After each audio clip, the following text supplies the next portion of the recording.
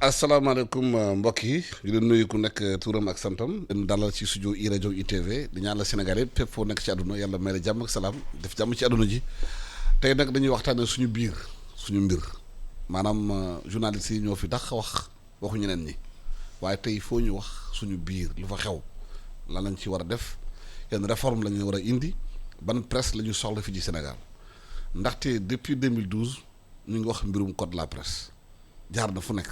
circuit boo xalaat jaar na fa député yi waxtaan càmbaraat ko ñu teg ko ci table bi conseil des ministres président réaffirme redemande refait kenn xamul fu ñu jëm 2017 ba léegi code de la presse baa ngi teguwaat réunion yi war a def nañ ko waxtaan nañ ci ba léegi kenn xamul lan moo tax mu bloqué lu tax code de la presse bi duñ ko appliqué lu tax mu amay jafe-jafe boobu ba léegi ak yan matuwaay la ñu war a jël ci mbirum presse bi te tamit di waxtaan liberté d'expression ci réew mi dafa may Samba Boye di yeewu daal daan ñoom ñooy wax presse bi la war a liggéeyee nu mu war a taxawee di leen menace di leen xupp yooyu yëpp dafii dañ ci réew mi parce que Sénégal depuis 1960 dafa am indépendance te presse dafa mos a liggéey bi ci réew mi kenn mënul xoqatal benn journaliste fi réseaux sociaux yu ak yooyu dara du ci am du fi xew dañ koy wax mu leer nañ mu neex naqari moo tax tey ñu am mbégte di dalal ñaari kàngam ci métier bi di dalal kii di Mamadou Ibra Kane moom mooy maanaam président CDEPS yore journal Stade bokkul ak Mamadou Ibra Kane bu fii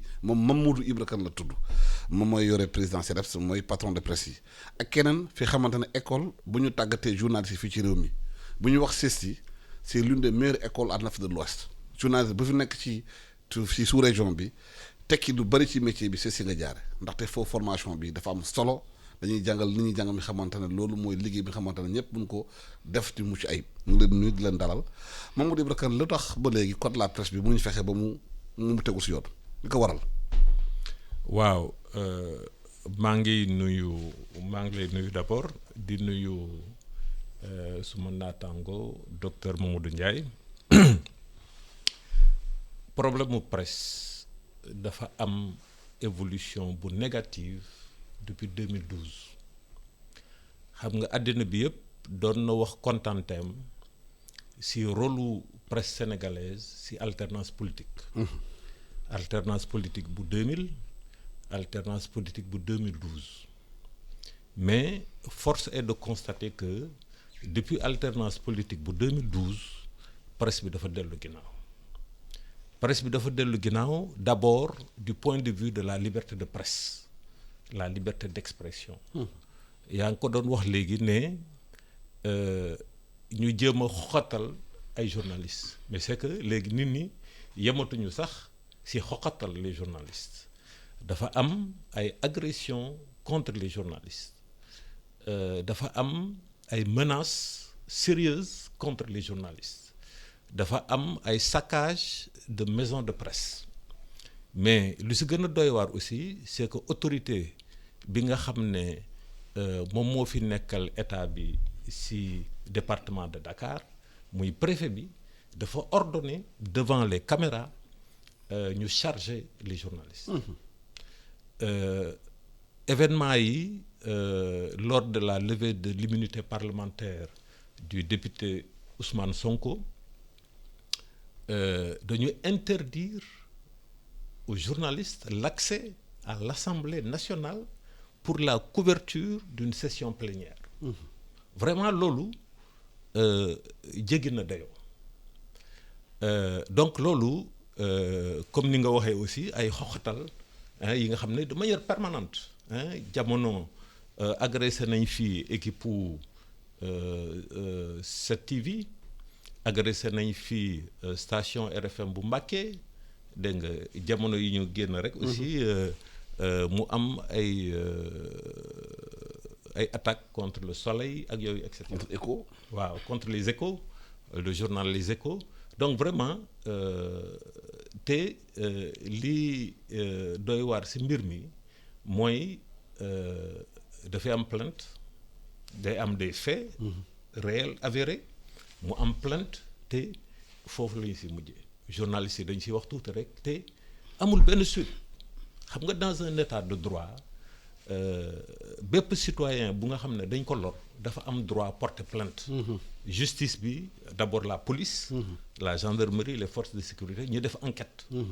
après ñu ne lii lañ si gis ñu yóbbu ko tribunal daal di koy juger état de droit noonu lay fonctionner mais comme man li may faral di wax embryon état de droit la ñu am waaw on a tous les l'arsenal. oui les apparats d'un état de droit mais dans la réalité loolu amul. Mamadou Ndiaye noo jàngatee jafe-jafe journaliste def seen liggéey ci réew mi temps yi. waaw Alassane maa ngi lay gërëm di la sant ci invitation bi di gërëm aussi Mamadou Ibra Kane ci liggéey bu rafet bi muy def ci biiru profession bi jamono yi Sénégal nekk fi journaliste jafe na lool ndax ci mbas mi ñu weesu wala bi ñu nekk nii journalistes yu bëri am nañ ay tolof commencé ko ci seen liggéey yu bëri seen liggéey yàqu na ci ñu si bëri ñu ngi nekk en chômage technique. ñu si bëri ñu ngi am jafe-jafe pour am emploi ñu si bëri léegi sax mënatuñu def réunion de rédaction toog seen dañuy liggéey à distance. aussi nga nekk ci benn profession saa woo xëyee suba dégg ñu lay saaga ci réseaux sociaux yi ñuy xas ñoo xamante ne apporter nañ ci lu bëri ku nekk rek ndax yow li nga bëgg waxuñu ko wala appuyé wuñu sa camp. ñoom dañuy def seen liggéey ni mu waree loolu dafa doy waar ci réew mi. man yaakaar naa ni dafa am benn genre terrorisme boo xam ne moo am ci réseaux sociaux yi léegi bu fekkee waxuloo li nga xamante ne moo neex nit ñi dañ lay attaquer te li gën a doy waar léegi attaque yooyu doonul loo xamante ne dafa spontané dañ koy planifier. Par la création de faux comptes ay faux comptes la ñuy créer à gauche à droite cibler ay taskatu xibaar di leen wax lu ñaaw wala sax parfois di attaquer seen bërëbu liggéeyukaay yooyu yëpp dafa doon loo xamante ne ay xoxotal la yoo xamante ne kenn mënu ko nangu ci réew moo xam ne réewu démocratie la. démocratie ku nekk da ngay jëf ni ko yoon bëggee mais ku nekk aussi jëf googu dañ koy analyser ni nga ko xalaatee ni nga ko comprendre donc dama bëgg daal. wax ni jamono ñu toll nii nekk fi journaliste metti na lool mais aussi maa ngi sant di gërëm ñi nga xamante ne am nañ courage def seen liggéey normalement parce que réew mi nag comme ni ñu koy waxee kenn moomu ko. ñun ñoo ko bokk te ku nekk am nga fi wàll boobu da nga koy dox ba mu mët li ci des moom yàlla moo xam mais ku nekk li nga xamante ne moom lañ la sas da nga koy def ni mu waree te nag dama koy wax di ko waxaat coow li bëri na lool mais Sénégal. dañu war a gàcce ngalaama suñu presse. gàcce ngalaama suñuy journaliste am na ay tolof waaye ñu si bëri ñu ngi def seen liggéey ni mu waree. ñu si bëri ñu ngi fexe ba li ñu jël def ko profession parce que nag journalisme passion la d'abord. am naa ay formateurs yu fële may jógee CESTI yuy wax ni su fekkee da nga bëgg a bëri xaalis demal defi leneen. journalisme passion la da nga koy bëgg métier bi. passion boobu day gën a taxaw jamono ju nekk nit ñi dañuy wax journalisme mais ba léegi nii su fekkonte ne métier boobu attiré wul Sénégalais yi CESTI at mu jot bu ñu ubbee concours bi dinañ am lu toll ci 1000 candidats at mu jot léegi bu fekkonte ne loolu intéressé wul Sénégalais yi wala métier boobu niñ koy xarabee Sénégalais ànd nañ ci yaakaar naa ni xale yi duñ ko tànn def ko seen futur métier loolu rek damay jox misaal boobu ba ci kanam incha allah. mais am nay réforme ñu war a indi ci profession bi nu muy fonctionner parce que aduna dafa changé réseaux sociaux yi ñëw nañu lu bëri changé na waaye constat bu ñu def ci réew mi mooy da ngay gis ni rek nag mannequin taxawal ci mbedd mi ci bojo mi yeewoo rek def ko ci écran télévision bi naan journaliste animatrice la lu muy wax xamu ci dara jànguluñ ko amul tàggat amul dara. te mu am ay conséquences ci métier bi ñu yaakaar ak journaliste bi grand place la. waaw xam nga problème bi mooy secteur d'activité bu mu nekk ci àddina. muy Sénégal muy ci yeneen réew. dafa am luy tubaab bi di wooyee cadre normatif bu nga xam ne dañ ko war a créer. maanaam booy dawal oto ci tali bi dafa am code de la route bu nga xam ne nga nekk Masamba wala nga nekk Mademba da ko war a respecter soo ko respecté wul day indi ay jéeya c'est la même chose dans le secteur de la presse Samba Boy bu jóg ne journaliste la ñenn ñi dañuy dugg dans la profession nekk animateur après ñu nekk de grands spécialistes en économie en politique vraiment kenn xamul te wolof Njaay nee na ku jàngul doo tari suñu métier bi du nga yor micro rek wala nga yor caméra rek wala ngay bind lu la neex dañ lay jàngal Mamadou Ndiaye bi nga xam ne moom moo jiite tey CESTI effectivement école de formation boo xam ne dinañ la jàngal les techniques dégg nga de communication pour nga mun a wax pour nga mun a bind pour nga mun a filmer mais dinañ la jàngal aussi leneen li nga xam ne mooy éthique et déontologie donc journaliste bi dina xam lu mu war a mun a wax ak lu mu warul mën a wax de la même manière même nu muy collecter information doo dégg ne réel rek nga ne affaire bango dégg nga loolu yëpp formation la laaj comme pour nga nekk médecin il faut que nga am formation pour nga nekk avocat il faut que nga am formation donc ñu ne il faut que accès à la profession dégg nga ñu limiter ko Sénégal dafa ne boo jàngul boo amul ay lijaasa doo mun a nekk journaliste loolu il faut nga prouver ko am na aussi ay exception quoi mais loolu du ma si wax ñaareel bi ñu ne aussi boo nekkee technicien il faut nga am ay lijaasa parce que caméraman aussi dafa war a xam lu muy filmer ak lu mu dul filmer caméraman muy photographe ñoom c'est des journalistes par l'image dégg nga ñooñu aussi am na ay règles yi nga xam ne dañ ko war a respecter donc ñu ne jamono président Abdoulaye Wade ñu ne nañu organiser conférence nationale dégg nga conférence nationale bu nga xam ne société civile mu nga fa parti politique yi ñu ngi fa woon dégg nga le clergé les confréries les universités ñëpp toog ak tous les acteurs des médias ñu ne nañu waxtaan si li nga xam ne moo war a nekk code de la presse donc loolu conférence donc nationale bi mu ngi commencé septembre 2009 dégg nga ñu waxtaan ko durant 1 an ba jur benn projet de document bu nga xam ne code de la presse donc code de la presse boobu moom moo jël lépp lu nga xam ne moo war a organiser le secteur de la presse ñu ne réforme yi lañ si war a def xam nga mun na am digression bu ndaw laay def il faut que ñu xam lan mooy rôlu presse si réew rôlu presse si stabilité politique et sociale xam nga maa ngi doon wax sànq ne ñu ngi rafetlu rôle bi nga xam ne presse joué na ko dans les alternances politiques au Sénégal mais am na yeneen yi nga xam ne Sénégalais yi xamuñu ko ñu ngi koy dund mais ils n'en ont pas conscience jàmmante bu am diggante séeréer ak tukulóor wala ay kal sax dans une même ethnie wala le fait que ici au Sénégal on ne stigmatise pas les ethnies parce que dañu yàgg wax jàngal ne ñun ñëpp ñoo yem ñun ñëpp ay sénégalais lañu et cetera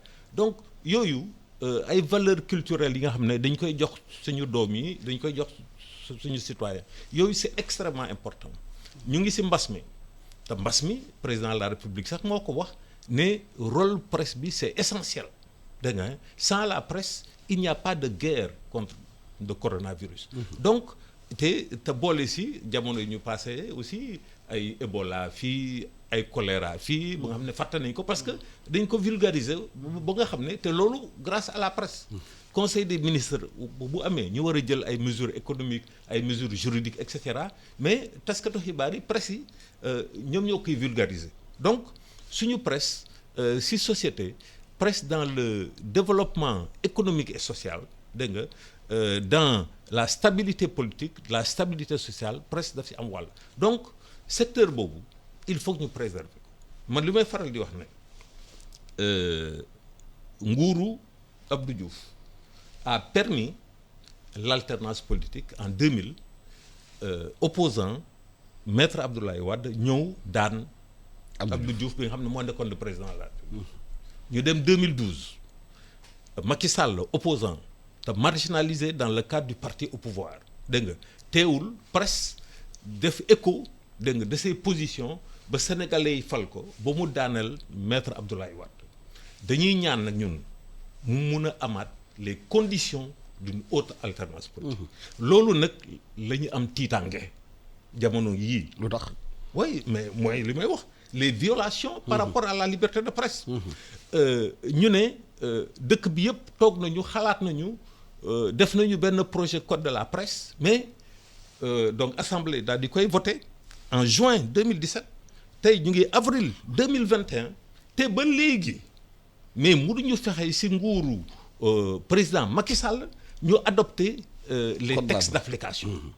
bu leer nañ way bu leer nañ ce qui fait que xam nga vide juridique baaxul ci dara aujourd'hui vide juridique moo am d'ailleurs sax anarchie dans le secteur de la publicité te audiovisuel boo amul publicité mais c'est pas possible amul dara loolu moo tax may faral di wax ne sax désordre bi am moom mooy favoriser sax l'intrusion de lobbies aujourd'hui les lobbies les lobbies politiques les lobbies économiques les lobbies religieux mais fu mu nekk nii ce sont les puissances financières qui ont investi le secteur de la presse te loolu bu ñu deful ndànk dinañ am presse bu nga xam ne dafay féete boor te presse moom citoyen la fi nekkal absolument waaw loolu moom mooy permettre dégg nga ñu am stabilité politique loolu mooy permettre nga nekk opposant dégg nga ñu bañ la noot nga mën a exprimer wax nga xalaat wax sa xalaat et cetera bu fekkee ne sénégalais yi ànd nañ si ëllëg ñu voté la ak yooyu et cetera loolu 2000 c'était possible 2012 c'était possible tey am naa si tiir tànge bu rëy a rëy a rëy waaw te la volonté politique du président de la République moom une presse libre et indépendante moom dafa baax sax si moom ci réew mi waaw dafa baax non dafa baax si nguur gi en place dafa baax si opposition dafa baax si citoyen bi donc loolu moo tax dañ ko war a xeex pour ak fépp fu ñu munti féete ñu fexe joxe créer les conditions d'une presse libre et indépendante wax na léegi conditions yi war a def pour presse bi nekk libre indépendante responsabilité nguur bi dafa engagé wu mais responsabilité aussi patron de presse dafa engagé wu ci choix ñu war a liggéey ci presse bi parce que léegi da ngay dégg wolof rek mën naa wax ci koñ bi ñaari baat ñu wóor la dugal la rajo dugal la télévision ngay nekk bu dox la neex nga nekk mannequin xëy na nga sa carrière jeex nga ñëw dem wuti ay paccal seen lu ñuy wax paccal yooyu seen suñaa ngor yooyu toog ci télévision di wax xam nga ñaay na day indi ay vues day indi ak yooyu loolu mooy problème bi parce que Canada Seydou Sall nekkoon na fii journaliste Sénégal 15 ans Walfadjri dem na Canada mënul fexe ba dugg benn rédaction parce que verrouillé parce que c'est une question de sécurité nationale. Tout à fait loolu dëgg la parce que li mooy li Modou Ibra Kane di wax par rapport ak législation bi soo amee métier boo xam ne dafa doon un métier libéral wa métier boo xam ne ku mu neex ñëw dugg ba acteurs yi dajaloo sonnoon nañ trop nag avant ñu ngi am code de la presse bi te li si gën a doy waar mooy 2016 à Saly Portugal bi ñuy def relecture code de la presse bi Mamadou Ibra Kane mii mu nga fa woon mais ñun acteurs yi fa nekkoon gisoon nañ déjà que code de la presse bii ñu war a voter léegi espace médiatique bi romb na ko di dem adapté tul ak li am actuellement retard bi déjà constaté woon nañ ko foofu parce que pratique médiatique yi bokkul ak li nga xamante ni moom lañ tënkoon ci code bi dafa am ay acteurs yu bees yoo xam ne da ngay am sa pantre bu ndaw am sa ñaari caméra def ko télé am site internet mu nekk télé nga yor ngay dem di defi say reportage di diffuser nu mu la neexee différence bi entre ñi nga xamante ne ñoo jàng métier bi di ko jëf ak ñi nga xamante ne ay entrepreneur lañ wala ay businessmen ci côté presse bi mooy que dañuy liggéey boo xam ne xamuñu charte yi ko tënk wala même bu ñu ko xamee bu dee dafa leen nar a bloqué si mbirum commercialisation bi ñuy def. dañ ciy dem. mooy télévision en ligne yi. mooy li nga wax waaw rajo en ligne yi. ay mbër sax am nañu ay léegi ay télévision mi ngoog maire yi jaay caaf mun a am téléem ak yëpp. voilà loolu li gën a faagaagal profession bi loolu ci la bokk parce que dafa am ñoo xamante ne ay acteurs maanaam audiovisuel lañ xaw ma internet. ku nekk nag mën nga def lu la neex mais réew mi daf ko waroon maanaam législation bi daf ko waroon tënk ba nga xamante ne ku nekk du def lu la neex ci domaine bi mais loolu muy wax mbirum formation parce que quand même il faut le dire fii muy patron de presse yi muy ñeneen ku nekk xam nga boo soxlaa ay journalistes yu baax fan ngay dem. mais li ñu seetlu mooy ñu ci bëri dañoo bëgg a yor këru taskatu xabaar te duñ ci def les moyens qu'il faut te man dama am benn esprit boo xam ne nit booy liggéeyloo ay nit le minimum mooy nga mettre leen dans de bonnes conditions. bu ñu liggéeyee weer. nga fay leen. loolu boo ko deful lu muy indi mooy journaliste yoo xam ne dañuy nekk ci benn vulnérabilité. démb maa ngi dégg suñu doyen di wax ni ñu si bëri dañ leen di corrompre. bu ñu demee di dem ci ay conférence de presse. mais loolu boo fayul sa journaliste. juróom-benni weer. yow joxoo ko passe buy dem. dañuy reportage. da ngay jékki-jékki nga gis mu def reportage am ba pare fayuloo ko pendant plusieurs mois nga gis ko muy xëy si chaque jour di ñëw di wàcc mais war nga poser wu ay questions. absolument kii nan lay dundee. mais beaucoup de responsables de groupes de presse duñ ko jëfee. maintenant nag pour man tout l'État dafa war a gérer secteur bi ku am les moyens de survivre nga def sa liggéey ku ko mënul nga bàyyi ñeneen jël. parce que am na ñeneen ñu wax ay point com. ñaanam soo demee ay yenn saa. doo leen gis benn rédaction. oui waaye séminaire bu am. conférence de presse bu am bu amee per diem. ñoo fay jiitu. loolu moom di bind di signé kenn xamul fu ñu jógee. te duñu génnee benn papier. loolu dëgg la mais loolu lu koy réglé carte de la presse boo ko réglé normalement. ñu éliminer nga xam ne carte maison yi. nga ne carte immédiat mootul carte nationale moom ku ko amul doo mun def conférence de presse. gis nga carte de la presse bi lu baax la. ñu verrouillé ko nag carte jox ko ñu ko yellool. lu baax la parce que mun na faj mbir mi mais gis nga su fekkee ñi yor profession bi te am na ñu ma ci waxtaanal. amuñu fula. ak fayda amuñu fula ñi am carte de presse dinañ néew ci secteur bi ñeneen ñi dinañ continuer di dem di organiser seeni activité ak seen carte maison yi il faut que mu am plus de sévérité. ci gestion wu carte de presse bi parce que bu ñu leen joxee carte ba pare parce que bu fekkee conditions yi wax honnêtement ñi am carte de presse du ñu bari. bu fekkee conditions yi ni ñu ko waxee noonu la ñu koy jëfee mais ñi nekk ci ginnaaw am na bu ñuy liggéey waxoon nañ ñi nekk ci pipeline bi am na nu ñu leen di gérer mais au-delà de ça ñooñu am na ñeneen ñoo xamante ne lu mooy li ñu ko waxee man gérer naa communication yenn organisation yi ay conférence de presse ak yooyu dañuy ñëw wax la sax turu taskatu xibaar boo xam ne. kër googu ka fa nekk ka fa jógee vraiment mu nga fa. wala ñu ne la ñoom dañoo yor blog xam nga wala ñëw rek toog na journaliste lañ ñooñu ay marchand lañ division dañ ñëw pour yàq métier bi. ñooñu nag lañ war a génn ci métier bi point com yi. waaw mais ñooñu bu fekkee weesu nañ ko aussi il faut ñu wax ni gis nga secteur bi bari na si ñoo xamante ne aussi pour ñu mën a accepter n'importe quoi ñoom dañuy liggéey rek nañ am liggéey. parce que xam nañ ni amuñu formation bi war. parce que gis nga boo amee formation bu baax di nga gën a exigeant. doo nangu n'importe quoi. duñ la def loo n'importe quoi. doo dugg aussi ci n'importe quoi parce que yow bu fekkee yow da nga fonk sa der. fonk fi nga jógee fonk ñi la jàngal nga xam ni chaque jour boo defee intervention bala ngaa pare ñu oo la wala ñu envoyé la message loolu da ngay xam lan ngay liggéey ak noo koy liggéey. te yaakaar naa ni Sénégal am na ay journalistes yu xarañ yu ñu formé ci ñun ak yu ñu formé feneen. waaw man pour man transformation yi il faut mu am parce que gis naa fi ay bon man fii déjà spécialisation bi am na mais li gën a neex mooy nga gis koo xam ne dañ ko former presse écrite mu xarañ ci rajo mu xarañ ci télévision ñoo xamante ne parce que gis nga les cloisons là.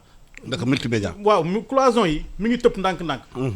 te fa la ma jógee. loolu laa leen di wax toujours même techniciens yi dama leen di wax barki démb def nañ benn séminaire Saly dama leen wax ni il faut ngeen commencer di décloisonner wu yéen seen esprit du yéen rajo kese ngeen di liggéey kër gi boo leen xëyee di liggéey ci rajo suñu leen soxlaa télé da ngeen di dem télé. bu ñu leen soxlaa ci site bi da ngeen dem ci site bi et cetera donc dans les rédactions aussi il faut ñu xool transformation boobu gis naa fi benn patron de presse boo xam ne média public la boo xam ne bind lañ leen xamee woon. ñu ngi commencer di liggéey ci mbirum audiovisuel.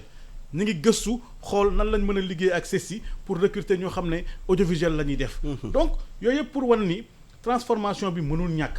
mais aussi dafa am ay site internet yoo xamante ne bu fekkee am na professionnalisme baax na ñu am benn partie audiovisuelle mais dafa am ñoo xamante ne honnêtement dañuy créer site boo xamante ne kenn xamul lan la nga am benn chaîne YouTube.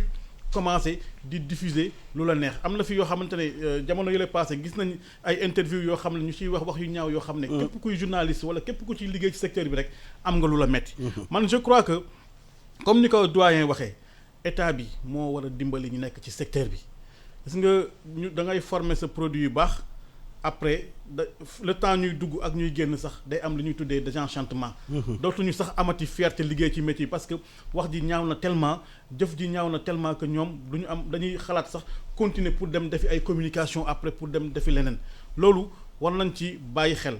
man am naa yaakaar suñu presse je vois que am na ay professionnels am na fi ay kër yoo xamante ne ku fa li ñuy liggéey du matin suba ba ngoon ci professionnalisme lañ ko lal am na aussi ñoo xamante ne. honnêtement dañuy jéem a bokk ci mbir bi mais bokkuñu ci en réalité. ñooñu nag ñi ci nekk léegi te nga xamante ne seen ñoom ñu ngi ci investir wala seen xëy ci la wékku ñooñu ñoo war a am fulla organiser seen métier fii man fi ma jógee mënoo xëy suba ne enseignant du supérieur nga. wala nga ne professeur nga wala nga ne maître de conférence nga soo amul lijaase yi boo amul boo bokkul ci espace bi mënoo ci profito. presse bi noonu lañ ko war a organiser am nañ commencement bu baax ak carte de presse bi. mais il faut que ñi ko ŋànk am fulla ku ci bokkul ñu génne la ñiy organiser aussi am fulla yi ku leen présenté wul carte ñu xam ni bokkul ci métier bi loolu laa amoon lu ma ciy wax. lu tax nguur gi ba léegi nangutu avancé surtout ministère de la communication de la culture xam na ci kaw taabalam le décret yi nekk lu tax du def liggéeyam boobu ba léegi. ñu layam rek. xam nga état. régime moo ko yor régime bi am na ku ko jiite te ñun dañu am régime bu nga xam ne c'est un régime je sais pas présidentialiste c'est-à-dire avec une concentration des pouvoirs si loxo benn nit. muy président de la République. donc président de la République moom moo war a am la volonté politique Sénégal jamono bii ñu toll lu président de la République bëgg day am. En matière de presse de médias mooy li ma doon wax sànq rek dégg nga jotuma sax àggali. mooy il faut que état bi comprendre ne c'est une presse libre et indépendante moom mooy jàmm pour l'état lui-même pour le régime en place mooy jàmm pour l'opposition mooy jàmm pour les citoyens sénégalais te loolu am na code de la presse bi nga xam ne voté nañ ko. Comme ni ko Mamadou Ndiaye waxee effectivement code de la presse bi sax en réalité dafa dépassé dégg nga code de la presse bi sax yaa ngi fàttaliku jamono. bu ñuy def débat sur le code de la presse. am na beaucoup de limites à la liberté de presse. dégg nga mais dañ ko nangu woon lu tax ñu nangu woon ko parce que. ñoo soxla organisation. voilà dañu soxla woon organisation créer un cadre juridique dégg nga créer des conditions. De viabilité de l'entreprise de presse parce que code de la presse bi moom moo génnee concept entreprise de presse. bu njëkk ba organe de presse rek lay daan wax. parce que pour l'essentiel c'était des médias de service public. dégg nga mais le privé ñëw en force à partir des années 90 ba année 2000 yi ñoom ñoo dominant aujourd'hui dans les médias au Sénégal donc ñu ne dañu soxla une entreprise de presse viable.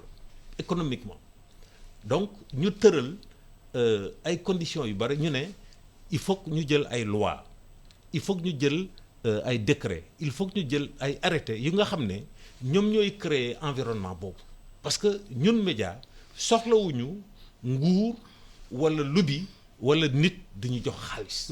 ñun bu ñu liggéey suñu liggéey nous on va vivre de notre activité mais tey boo xoolee ñu bari. Ils ne vivent pas de leur activité. Ce sont des lobbies, des forces occultes. ñoo nekk ci ginnaaw di leen di financer. dégg nga dans la presse écrite. dans l'audiovisuel. dans internet. dégg nga ñooñu nag seen intérêt méngoowul ak intérêt Sénégal. ak intérêt citoyen sénégalais. mais est-ce que nguur gi ci boppam ñu fa nekk. député yeeg yooyu am nañu intérêt. ñu assainir presse bi ñoom seen bopp. est-ce que voilà c'est ça non xam nga dama ne sànq ne. parce que dama yaakaar am na ñu fa nekk bu amoon la volonté politique. dégg nga. président Macky Sall assainir waaw. non seulement assainir mais simplement. créer le cadre.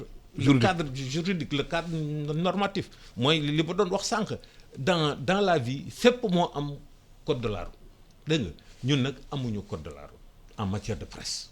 am nañu benn code de la presse boo xam ne voté nañ ko mais qui est vidé de sa substance parce que boo jëlul ay textes d'application yu nga xam ne ñoom ñooy définir les mécanismes yu nga xam ne moom mooy tax les principes généraux les orientations qui ont été définies dans le code de la presse ñu mun ko réaliser. mais ni ñu comprendre mooy. boo xoolee lii mooy xam nga 50e conseil des ministres ñu wax même. voilà c'est ça c'est-à-dire il faut que refaire boo il faut seetloo machin. boo seetloo. waaw rien que. même 2021 bi sax waaw 2021 bi rek. dégg nga ñaata yoon la président de la république wax ci mbirum presse ñeenti yoon wala juróomi yoon dégg nga 2020 bi c'était la même chose dégg nga mu ngi mel ni daal conseil des ministres gars yi bu ñu xawee.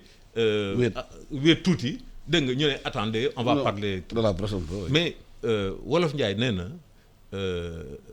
li am solo ci àddina mooy jëf. xam nga wax rek. wax mais vraiment yomb na. ça sert à rien. ok ça ne sert à rien. mais nous avons aujourd'hui la loi sur la publicité heureusement sax le président de la République en a parlé dégg nga mais 1983 ba léegi loi bi nga xam ne moo fi nekkoon. changé wul. jumtuwaay yëpp changé nañu. te en plus loi boobu musul xam son décret d'application. donc c'est-à-dire que 1983 ba léegi lu waay neex def dans le domaine de la publicité loolu mooy waral ne yenn lobby économique lobby politique lobby religieux dañuy tànn seen médias yi nga xam ne dañ leen di jox publicité. Le service public da nga moom suñu état 80% publicité bu ñu joxe fii Sénégal ça vient de l'État et de ses membres. dégg nga te publicité boobu il suffit dañ koy répartir sur la base de critères comme politique. RTS nga jox ak Soleil. oui mais pourquoi te média bu nga xam ne bokkul ci pouvoir bi warul mun a am ci publicité boobu parce que publicité bi du état du Sénégal du régime bu nga xam ne moo nekk au pouvoir. impôt moo ko moom impôt sénégalais yi la. impôt sénégalais yi la donc pour que ñu mun a am la pluralité dégg nga politique dégg nga il faut que ñu encourager toutes les sensibilités politiques dans le cadre du respect de la loi pour ñu mun a jot ci publicité boobu donc loi boobu mais amul c'est-à-dire qu'en réalité même loi bi existait cette loi-là n'est pas appliquée donc depuis 1983 il y a rien du tout soo jëlee la communication audiovisuelle ñu ne pour que ñu am un organe de régulation bu nga xam ne c'est équidistant par rapport à l'État et aux médias ñu créer organe de régulation bu bees. Harka. oui Harka. c'est-à-dire haute autorité de régulation de la communication audiovisuelle. ba léegi c'est pas mis en place.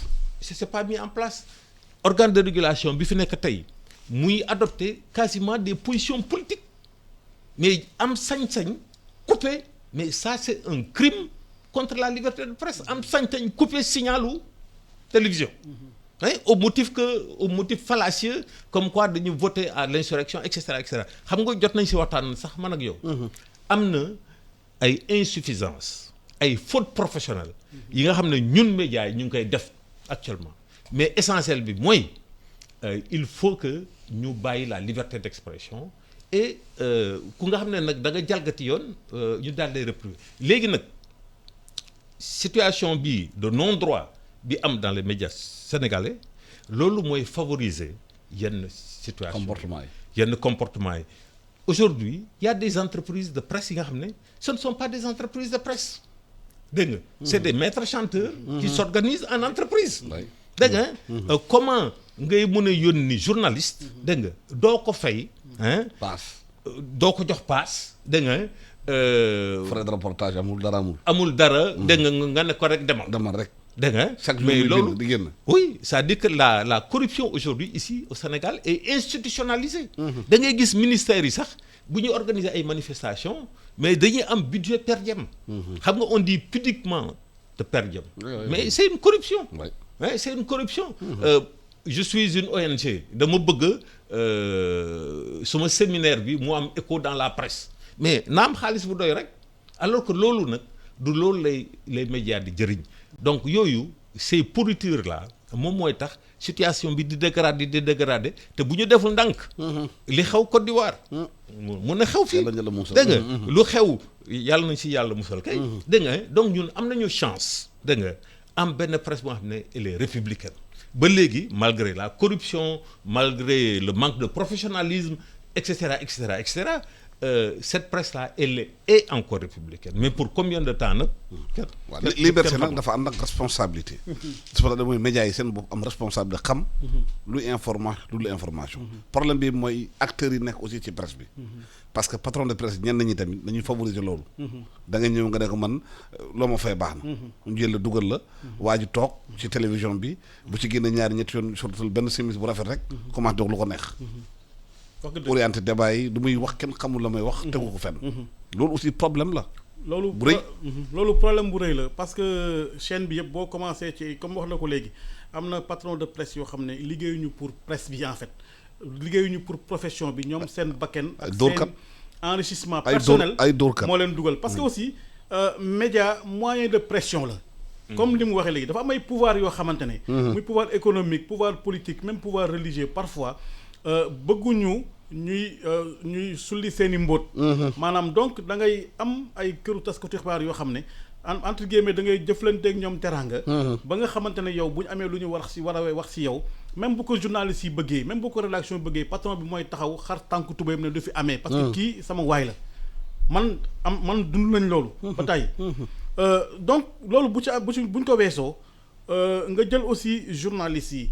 am na ci ñoo xamante ne comme ni nga ko waxee leer na leen ni amuñu formation gis nga la demande de formation dafa mi ngi fii mais moo tax nga may ma rek ma wax tuuti ñun transformation bi ñu bëgg a indi ci profession bi gis nga journaliste léegi bu ñu leen di former il faut ñu fexe ba ñu am compétence yu bari journaliste léegi mënoo ne rek rajo laay def rajo laay yem. il faut nga mën a def ci rajo ba pare bind ci site bi il faut nga mën a def rajo def télé il faut nga aussi. nga am la possibilité boo xamante ne di nga am yenn compétence ci sur le plan technique parce que léegi économie bi comme bi demeetul noonu. mënuñu jël une équipe de 3 personnes di leen yóbbu reportage à l'étranger di leen prendre ay per diem. mais yow mi ngoog yow boo mënee mi ngoog yow boo fekkee da nga nekk ci presse écrite nga mën a am ay connaissances en secrétariat de rédaction xam. kii respect kii code typographique yeeg yooyu suñu la yóbboo yaay gën a xarañ koo xamante ne day bind rek envoyé nit ñi nekk di arrangé ak yooyu. pour audiovisuel bi aussi c'est pareil ñun en tout cas dañ am loo xam ne yàgg nañ ko demander parce que ceci yàgg na depuis plus de 50 ans ñu ngi former ay journalistes mais dañu amoon problème boo xam ne mooy problème mu lié promiscuité mais aussi am problème boo xamante ne dotation bi ñu état bi di jox doyul. man li ma proposé woon conseil bi mooy. ñu commencé gëm suñu bopp produire ay formation yoo xam ne ñun moom la ñuy proposer. léegi kii bi ñu am vision bi ñu am te commencé nañ ko parce que conseil d'établissement bi passé accepté na ko assemblée de l'université accepté na ko CESTI day nekk institut de formation avec rang de faculté avec rang de faculté mooy lan mooy que institut bi dina am autonomie financière institut bi dina mën a dem uti ay investissement pour créer ay locaux yu bees. pour créer ay formation yu bees léegi li ñu njëkk a def actuellement mooy que bu fekkee gëm nañ ni ceci sur le plan du journalisme am nañ ci assise bu baax dañ koy continuer insister ci côté boobu mais il faut ñu former ay techniciens de l'audiovisuel ak ñoo xamante ne aussi sur les métiers de la presse. mais foofu amoon na problème bi nga xamante ne dañuy ko doon considérer technicien rajo ou bien télé. waroo jàng. voilà na nga mën pousse bouton rek. voilà ñëw toog. mi ngoog boo toogee ci micro mënoo def réglage bi war a def. mënoo def voix bi nga adapté ko. c'est ça da nga mën tafee nga rek. mi ngoog beneen bi mooy wolof bi. c'est vrai que tax na ba Sénégalais ba am accès à l'information. comme ni ñu koy defee nii. waaye daf prox ndol la. ñu bari fa lañu jaaree.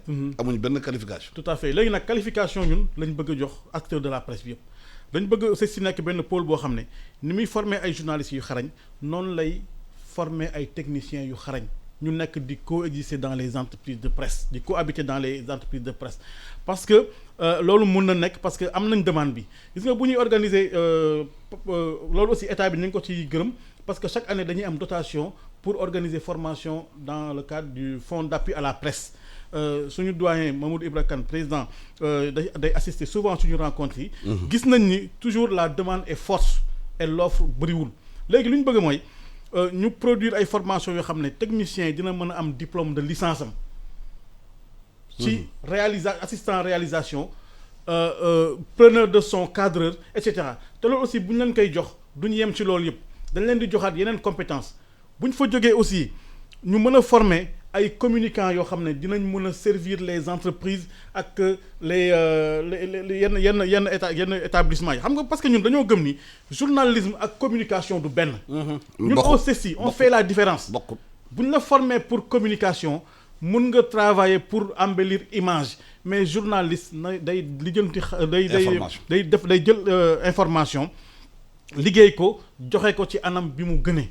loolu il faut que ñun ñëpp ñu xam ko te yaakaar naa ni bu fekkee am nañ législation bu baax te li mu wax mooy point de départ bi ñun acteurs yi ku nekk di nga seetlu d'ici 5 ans espace médiatique bi dina changer bu soobee yàlla. am na lu ñu seetlu ci réew mi suñu réew yi bi état bi négligé presse bi di bañ organisation bi am pour mu leer bitim réew yenn réew yi muy France RFI France 24 ñu ñëw di toog di def ay langue nationale di am lu ñu wut ci réew mi nag. parce que ku maîtrise sa langue sa communication maîtrise sa réew te loolu bu amee gaz ak pétrole bi moo tax ñu ñëw du leneen. absolument lan la ñuy def ci réew mi pour ñooñu bañ a jël suñu réew mi jël xelu réew mi di ko jëfandikoo ñoom pour seeni bopp. waaw xam nga média c'est une question de souveraineté nationale. lu leer. jamono bu ñu toll au 21e siècle xel moo yor àddina.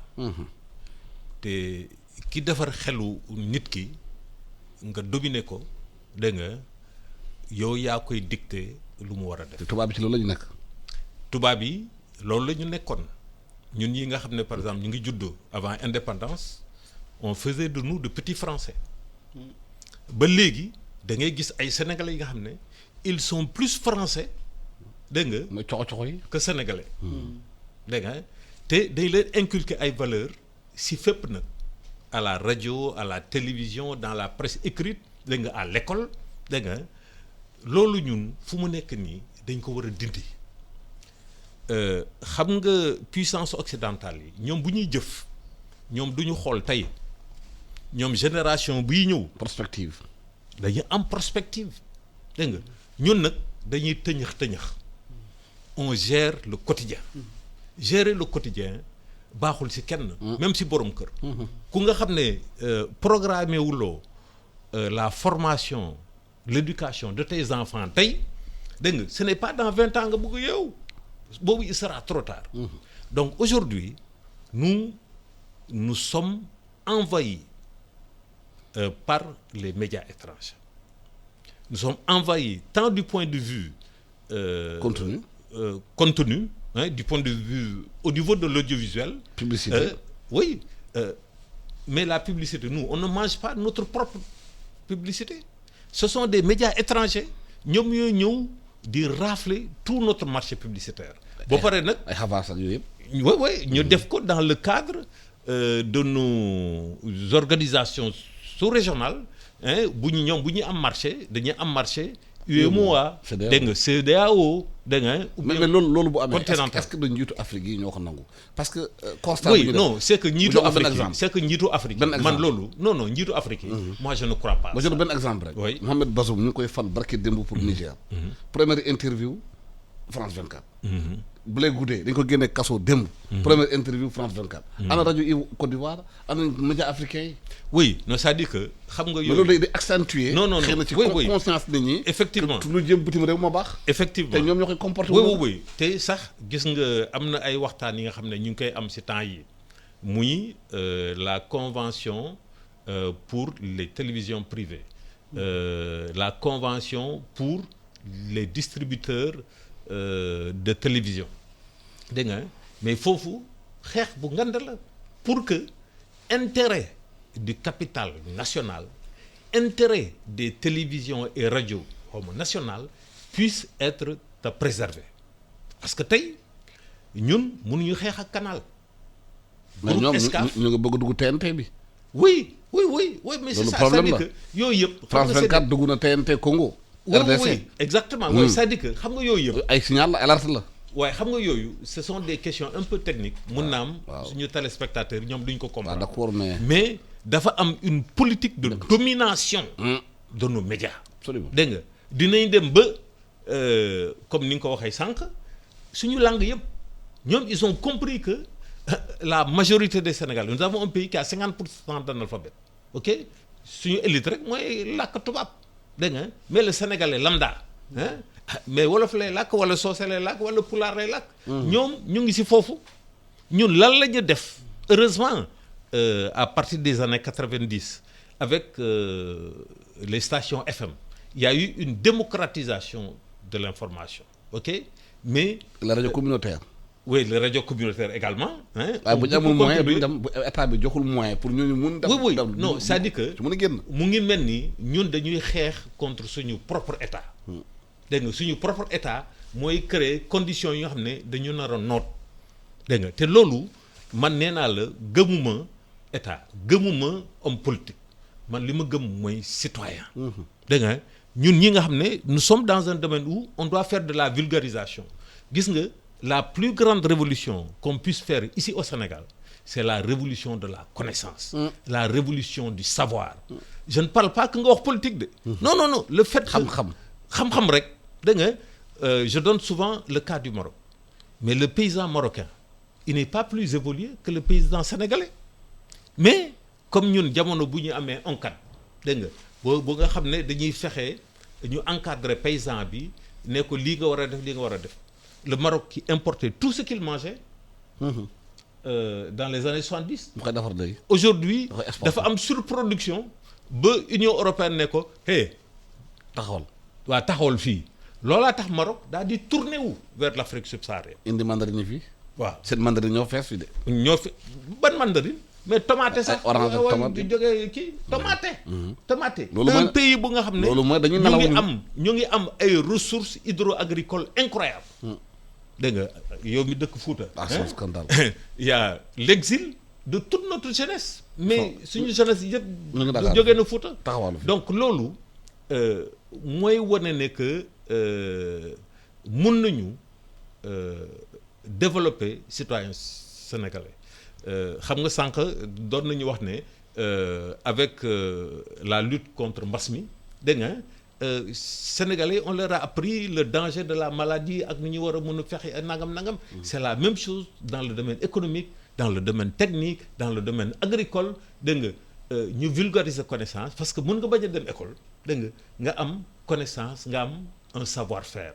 Donc loolu ñun ñii médias yi ñu comprendre ne que contenu bu ñu war a jox dégg nga suñu émission yi télévision rajo du fecc ak taasu. waaw mën nga def fecc ak taasu loisir la. mais nga joxe information boo xam ne am na njëriñ te si biir information boobu bu am njëriñ dégg nga da ngay gis dina am intérêt des Sénégalais. waaw loolu il faut combat boobu ñu mën ko que état bi jox ñu conditions yi wala ñu bañ ñu ko jox. parce que en tant que citoyen on a une certaine responsabilité. waaw mais média jógee bitim réew dañu ànd ak seen état accompagner leen. ñu bëri na dañuy def yox soft power. parce que RFI gouvernement France que moom ak France 24. am nañ ay moyens. pour éparpiller wu mën a toog def lu ñuy def. mais fii dañu gis état du Sénégal du accompagner médias yi dans ce combat là pour la souveraineté communicationnelle et information du pays. dafa mel ni li Amadou Matar Mbow doon xeex. noonu ba léegi mu ngi fi. loolu ngay wax ni dëgg la parce que ça nous ramène aussi à la question de la publicité comme ni ko doyen waxoon rapidement comme waxtu bi tënk nañu. gis nga publicité bi ñu ci commencé liggéey ba léegi bi fi le président monsieur le ministre Bamba Dièye bi mu nekkee ministre de la communication boobu ba léegi gouvernement du Sénégal mu ngi liggéey ci projet publicité bi je pense que jot na pour ñu génne ko lu tax ma xalaat publicité parce que li nga wax léegi ces groupes de presse yi nga wax ñoom travail de diplomatie la ñuy def ñoom c'est pour le rayonnement de la France. Bâtiment bi mu nekk li ñu fa bind mooy France Média Monde. oui pour vulgariser la politique. française donc bu fekkee nag yow da nga xeeb li nga yor mais ñeneen. jël ko jël ko loolu moo fi am Sénégal war na am des groupes de presse forts qui puissent aller si international bi je pense que loolu ci lu ñu war a jëm la mais loolu aussi pour ñu def ko. il faut que ñu gën a présent ci satellite bi il faut ñu gën a présent ci yenn bouquet yi. te gis naa ni bon. il faut que état bi subventionné. voilà la presse publique. gën a jox publicité presse privée bi ñu am doole. mais publicité bi loolu. ñu wàññi doole débat bu ulé la man je me demande est-ce que du loolu sax moo tax ba léegi kenn signé ko parce que débat bu amoon solo la woon ci bi ñuy liggéey ci mbirum code de la presse bi ci fin bi. waaye on a vu des groupes de presse yoo xam ne ils envoyaient des représentants des groupes de presse publics mais seen politique yëpp mooy bu ñu leen dindil publicité bi. alors que ñun acteurs yi loolu la ñu waxoon. état bi mun na def benn quota. voilà publicitaire pour presse publique. c'est lu ci des ñu naan presse privée moo ko war a moom organiser ko. mais loolu ñoom xam nañ ko on a fait des propositions concrètes mënoo jël subvention argent public bi nga jox ko benn groupe de presse ba pare jël.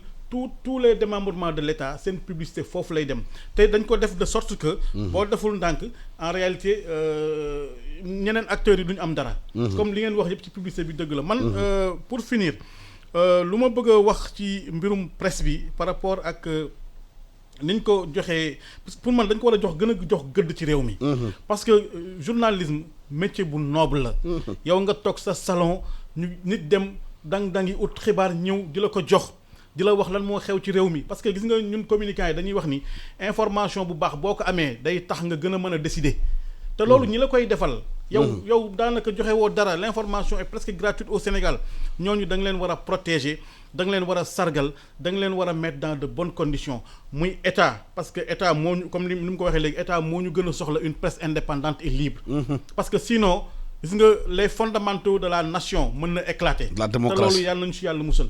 démocratie ëmb na lépp. waaw léegi lan la ñu war a def léegi nag pour vraiment code de la presse bi ñu génne ko décret d'application yi xam ne ñu ci table yi ñu signé ko.